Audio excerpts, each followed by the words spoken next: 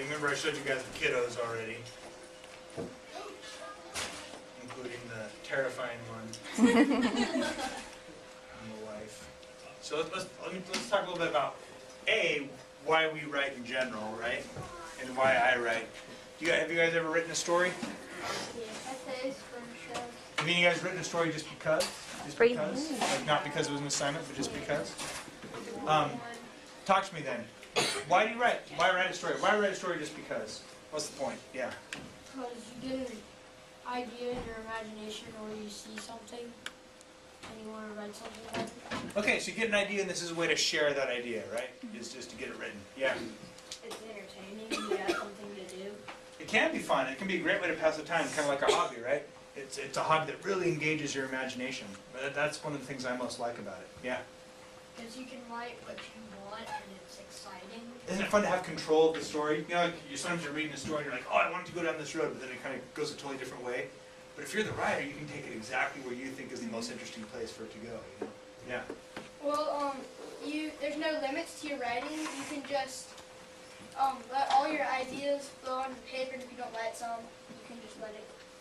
You can just erase them. You're very right that there are no limits.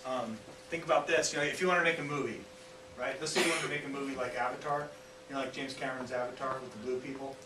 If you want to make a movie like that, you need like, you know, a few $100 million. You need like a lot of like, you need a giant production team. You need all these special effects crews, right?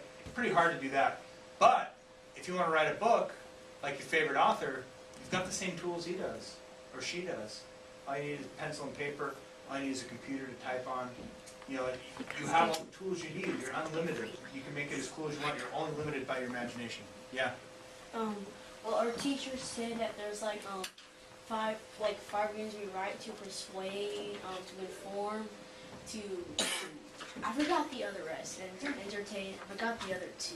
Okay, so yeah, but sometimes we have a reason behind our writing. We're trying to persuade somebody of something, inform somebody of something, entertain somebody.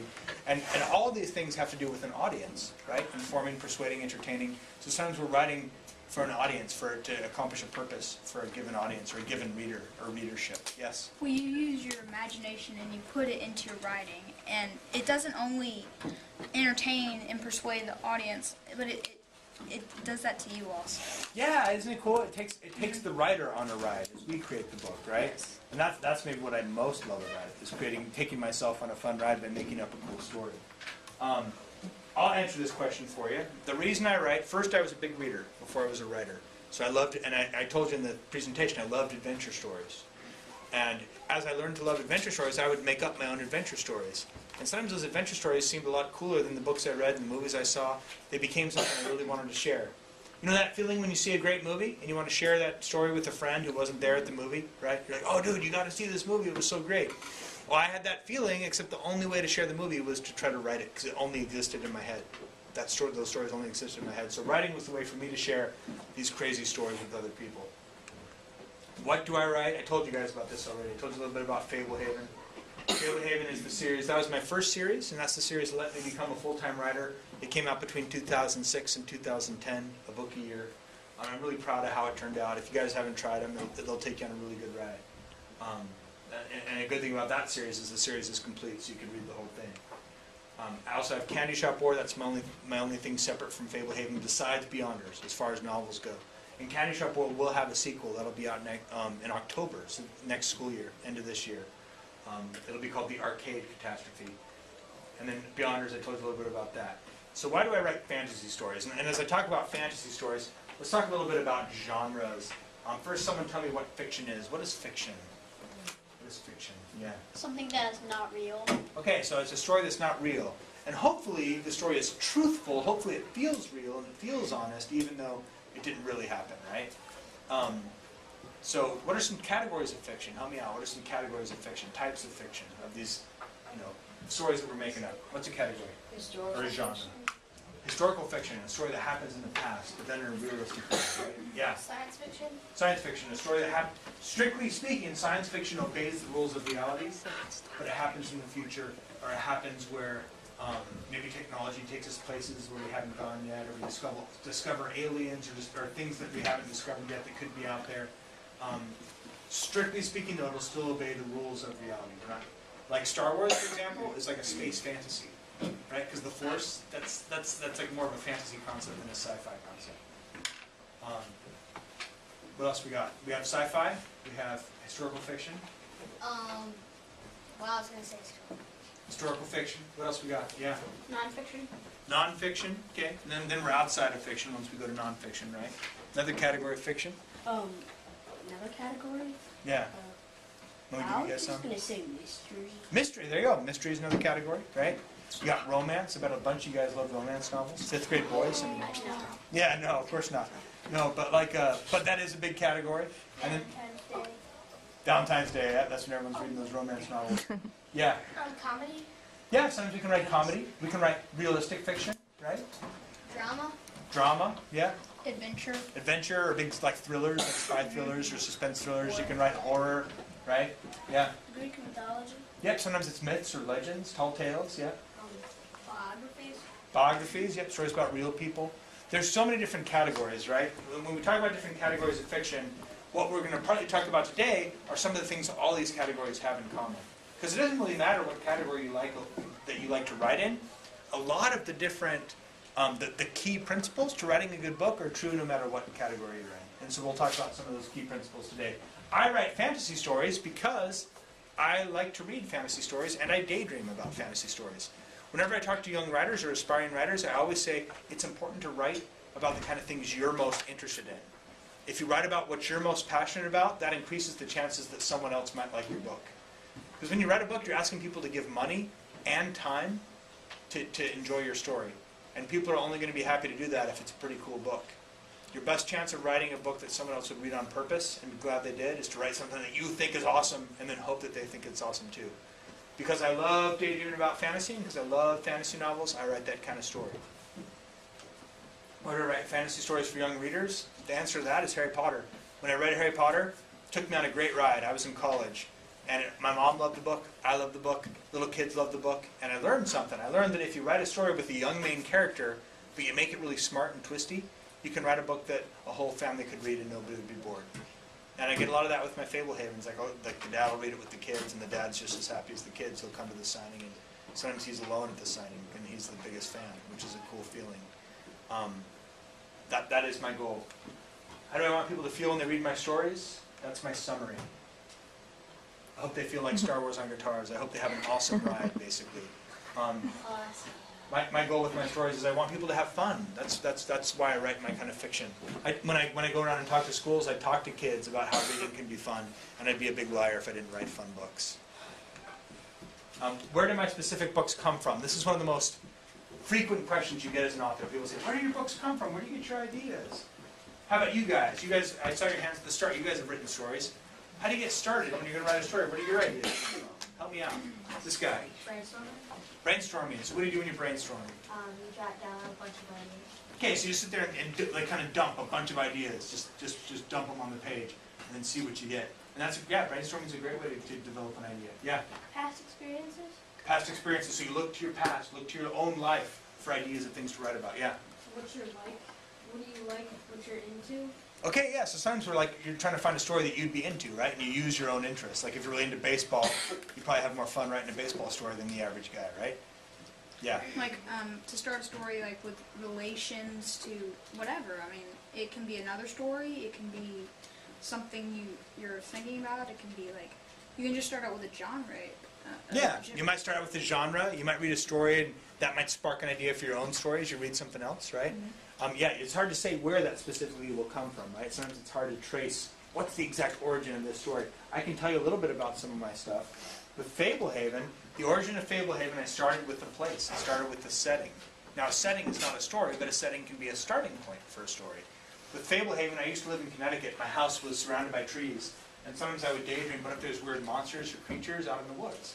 That led me to think what would be an excuse for magical creatures to live in our world. And the excuse I came up with was secret wildlife parks. That idea of secret wildlife parks became my setting. But then I had to ask questions about that setting. What kind of people would live there? Who'd want to help them? Who'd want to harm them? What would make this place dangerous? What would make this place worthwhile? Why are they keeping creatures here? Who'd be interesting characters to discover these creatures? Bless you, bless you. all these kind of questions led me into finding a story. Now sometimes I'll examine an idea with those kind of questions and it'll lead me nowhere and then I don't ever write a story. But sometimes, like with Fablehaven, as I asked those questions about a wildlife park for magical creatures, the idea got cooler and bigger and I knew I was onto something because it kept growing and it became like a playground in my head. An idea I like to return to over and over, and I thought, there might be something to this. There might be a story here. I set my story in Connecticut because I used to live in Connecticut.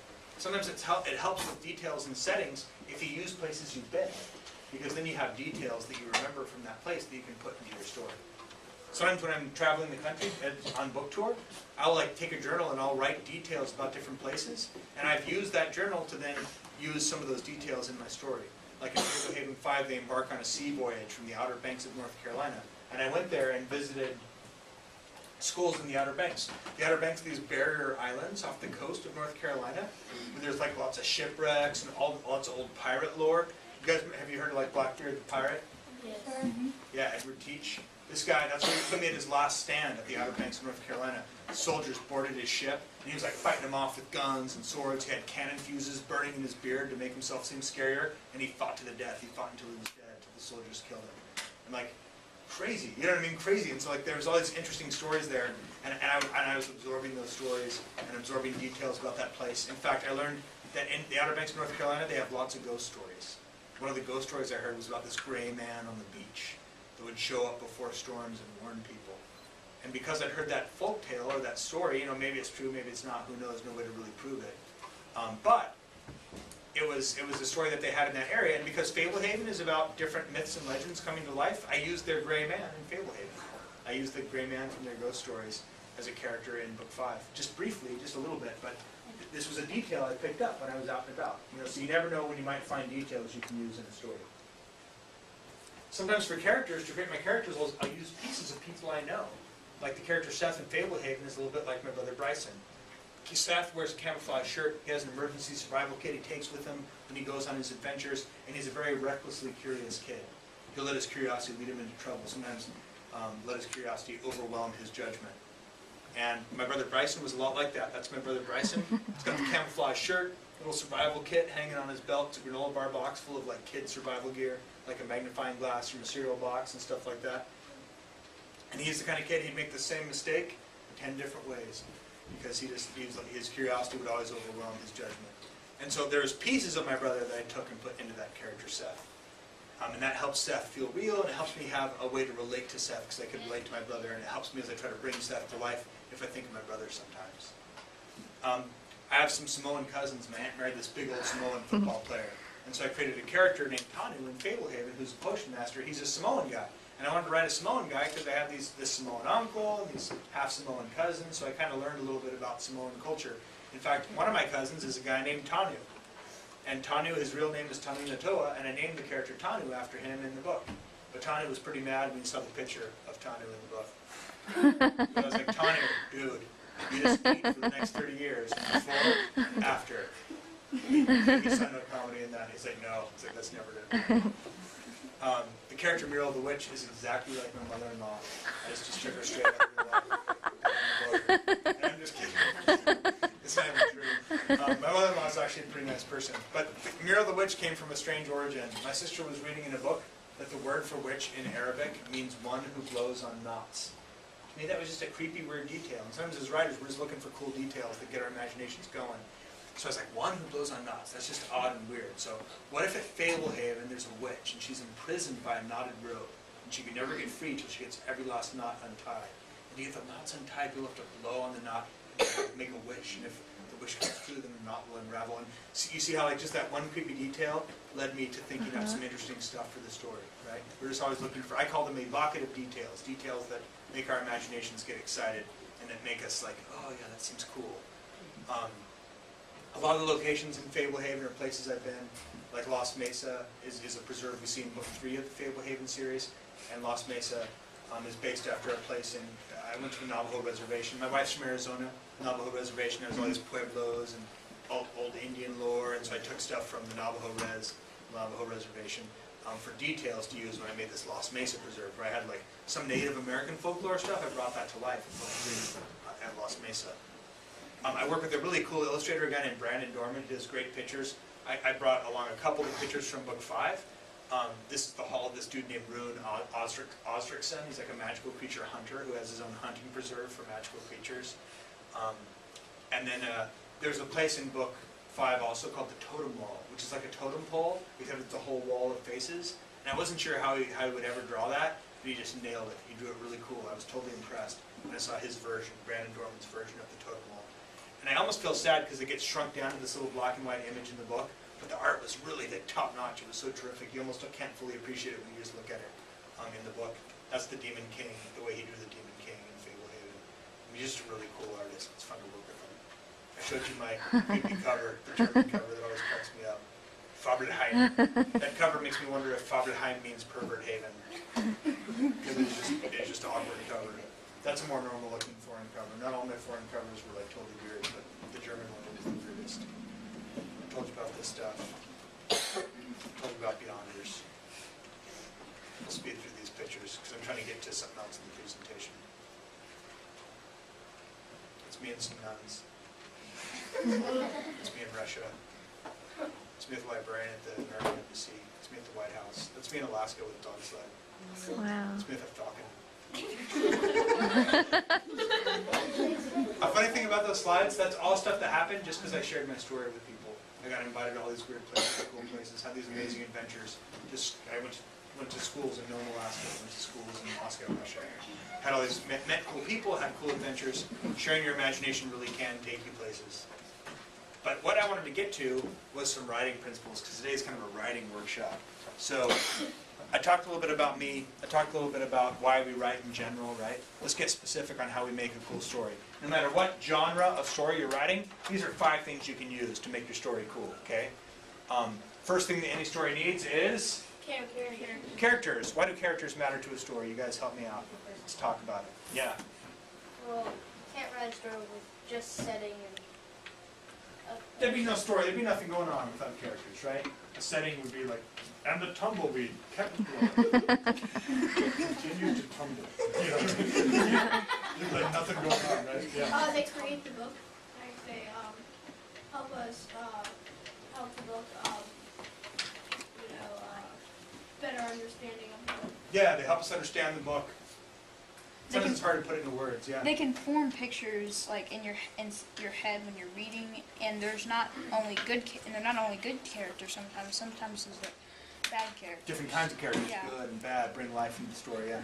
The characters make the book really the book. It was just about the setting, it'd just be like the setting. He's so But the boring. characters create the problems, and the characters sometimes change the setting and the mood of the book. The characters create the problems and deal with the problems, and that's getting really close to what we want to go. Let's do hands down. I'll kind of sum up the kind of stuff you guys are saying. The characters give us somebody to care about in the story, right? The story has to happen to somebody. So the characters give us someone to care about, someone we can relate to. If you care about the characters, then it'll matter to you when those characters get in trouble, right? But if you don't care about the characters, that character could die and you'd be like, I don't care, whatever. You know what I mean? Like, but if you care, then that character gets in trouble and you're like, uh-oh, no, he's going to be okay because I like this guy. You know what I mean? Like, once you care about the characters, then you're kind of sucked in as a reader, right? The characters bring the life into the story. The characters bring the story to life. What are, well, how do we get to know a character when we read a book? How do you get to know the character? Yeah. Like what he does in the book. And Okay, stuff so like the actions of the character help us to get to know him. What else? What else helps us get to know the character? that. The description of the character. We get a description, like a physical description of the character. Yeah. How he acts. Yep, his actions. Yep. His personality, like And how does his personality come through? How do we get to know his personality? As you read, how do you get to know his personality? as you read, like his actions, like also shows personality, or like what he does, what he says, and Exactly. So that's a big one. Like what he does, what he says, right? All the dialogue, all the things the character says, all the things some characters we get to hear what they think, right? Like sometimes the main characters we get inside their head a little bit. So what the character thinks, what the character feels, what the character does, what the character chooses. All these things help us get to know the character. This is how we get to know each other too, right? When you think about it in life, you get to know each other through the things you say and the things you do. You know, some of us are shy, some of us are funny, and as we say funny things or as we act kind of shy, we get to know who we are, right? So if you want a character to be funny in a book, Have them say some funny stuff. If a character's supposed to be brave, have them do brave actions and say brave things, maybe. Or if a character's supposed to be stupid, have them act like an idiot, and you'll have a stupid character on your hands, right? The idea here is, in a book I could write, Joe is funny. Or I can have Joe like tell a sweet joke. And once Joe tells a sweet joke and you laugh at that joke, then Joe is funny, then you believe it, you know? Yeah. So we show them being who they are. And so as writers, you're trying to show who your characters are, it's important that you understand for yourself who they are, right? You got to think this through. Sometimes writers will write a whole bio sheet for their character. Here's what my character likes. Here's what my character doesn't like. Here's my character's goals. Here's my character's fears, right? And if you understand all those things about your character, then that informs everything you have that character say and think and do and choose. If you have really clearly who that character is, it gets a lot easier to understand how that character will react in different situations. If your character's brave and a monster comes along, he's going to maybe fight it, or maybe try to outsmart it or something. If the character's a total coward, he might run away or whatever, right? And that's just going to depend on who they... So the better you know the character, the better you can make them react in believable ways in the story. And the better you can help the reader get to know the character through their thoughts and their feelings and their actions and their choices. Okay, that's a little bit about characters. Now, characters will have relationships with each other, right? And what are some relationships we can find in a story? Yeah. Girlfriend and boyfriend. Girlfriend, boyfriend, romantic relationships. Absolutely. And they could be like a new romance, it can be like old marriage, right? All these different romantic relationships. Yeah. Friendships. Friendships. And then again, there's a big spectrum of friendships, right? Sometimes it's new friends, sometimes it's old friends, sometimes it's almost like frenemies who sort of backstab each other a little bit, right? Different types of friends. Yeah. Rivalries. Rivalries and enemies. These are very important relationships for a story. Yeah. Betrayal. Yeah, betrayal, which could tie in with rivalries and enemies, right? Betrayal, you know, traitorous kind of relationships, yeah. Siblings. Siblings, right? All the family relationships, really. Father, son, brother, sister. And as those relationships get more complicated, they sometimes get more interesting, like, Luke, I am your father. You know, that's a complicated family relationship, you know. Oh, my dad's like the evil Lord Vader. What do I do now, you know? All these different kinds of relationships. Sometimes it can be teacher-student. Sometimes it can be a relationship between a person and a dog, right? Like a relationship with a pet. It almost sounds silly, but then you stop and think about it, and there's like whole books that are just about a relationship between a person and their dog, or a person and their horse. There's lots of types of relationships. Here's the idea. As the characters matter more to each other, they will matter more to the reader. This is why relationships are important. It makes everything feel more real, and it makes everything more interesting. The characters in the relationship bring the life into the story. As they care about each other, we care about them more. Both as, you know, the enemies are interesting, friends are interesting, family's interesting. You know, like, you took my son, I've got to get him back. You know what I mean? That's more interesting than you took that kid that I sort of know, or whatever. You know, like the relationship makes it mean more, right?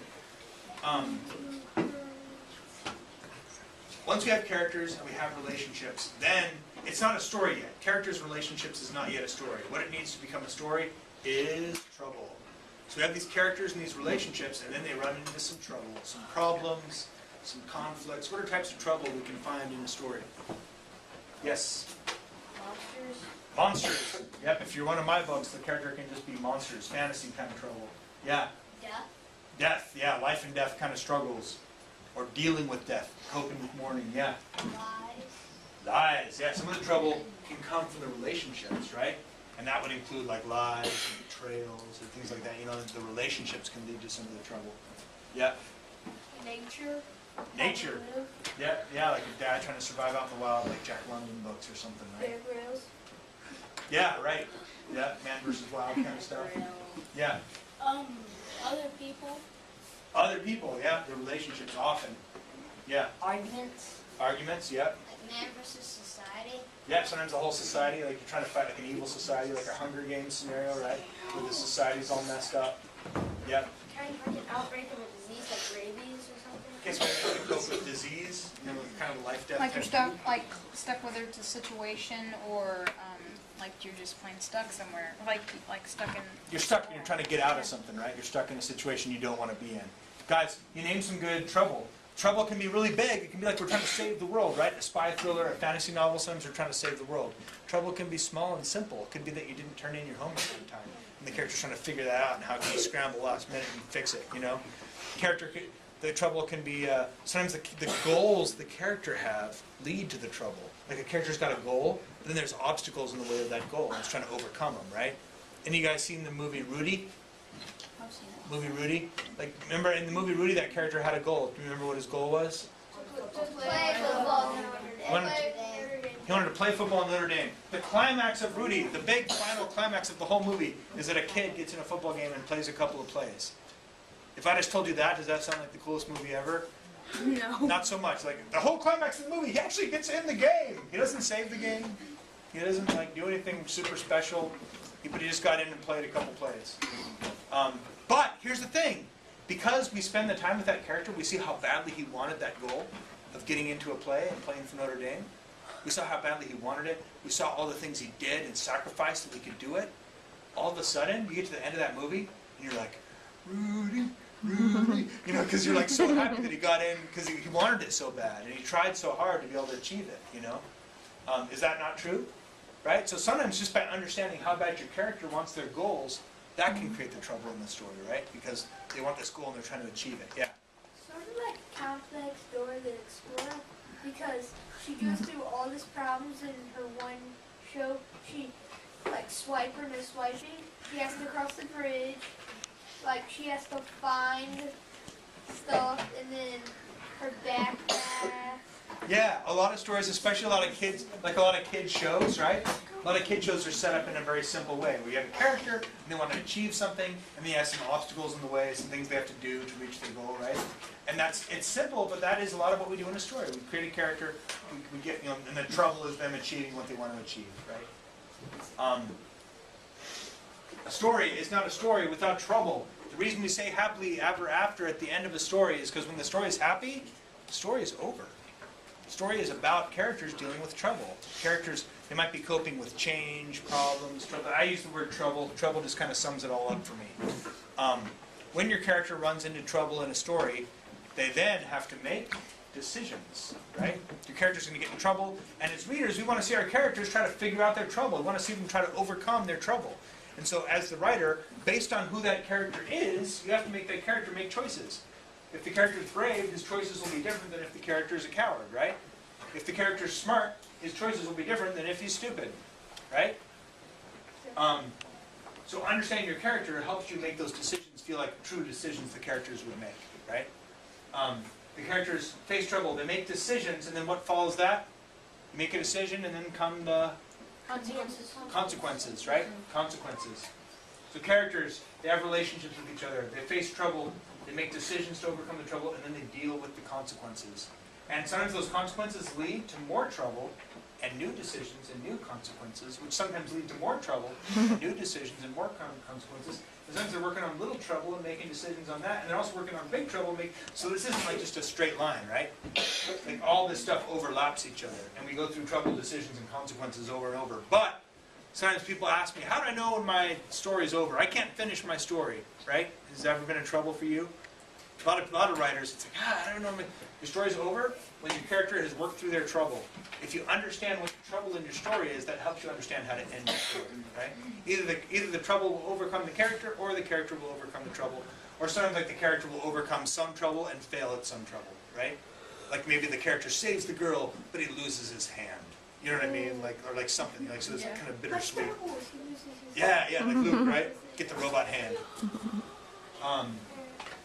Guys, is there only one single consequence that could possibly happen for any decision?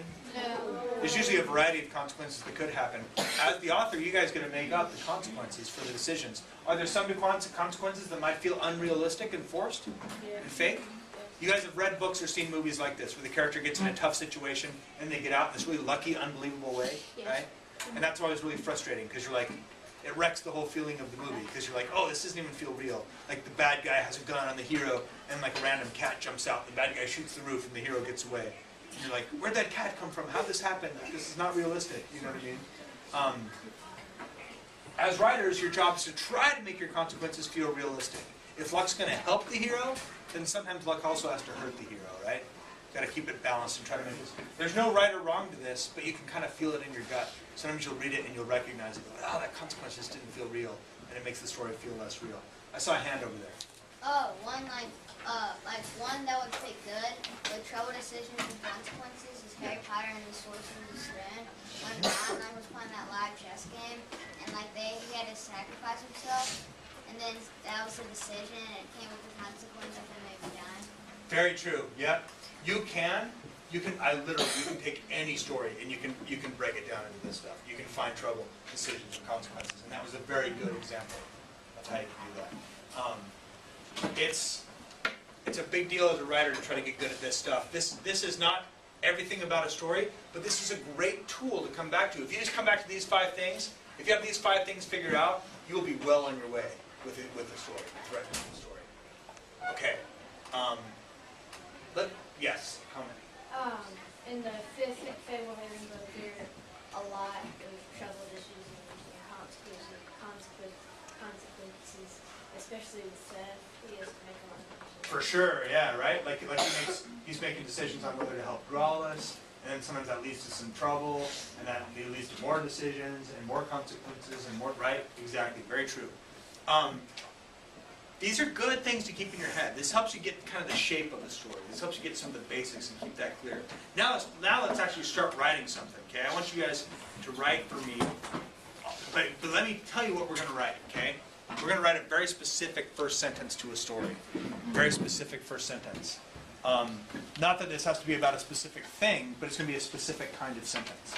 Sometimes it's hard to start a story. We kind of want to start a story like the famous ways, like it was a dark and stormy night, or like once upon a time.